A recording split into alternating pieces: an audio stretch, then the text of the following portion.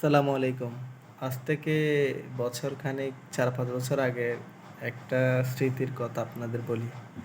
আজ থেকে ৪-৫ বছর আগে যখন আমরা স্কুলে পড়তাম, তখন স্কুলের বেঞ্চে স্কুলে আমাদের অনেক স্মৃতি ছিল। অনেক বন্ধু-বান্ধব, খেলার সাথী, খেলার মাঠ, বিকেল হলে খেলতে যেতাম। অনেক স্মৃতি প্রত্যেকটা জায়গায় লেগে আছে। কিন্তু এখন যখন একটু বয়স হইছে, কারণ আমরা সবকিছু বুঝতে শিখেছি, সবকিছু জানতে শিখেছি, সবকিছু দেখতেছি।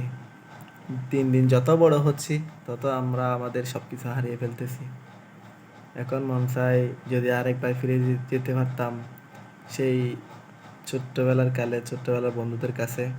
স্কুল লাইফে যদি একটিবার ক্লাস করার সুযোগ পেতাম, জীবনটা মানে ধন্য হয়ে যেত। অনেক ভালোবাসি সেই স্মৃতিগুলোকে। এজন্য আমাদের দিন দিন বয়সও সবার মনে করতেছে আমরা বড় হচ্ছি না, আমাদের একটা দিন যাচ্ছে, মানে আমাদের বয়স থেকে, আমাদের হায়াত থেকে একটা দিন চলে যাচ্ছে।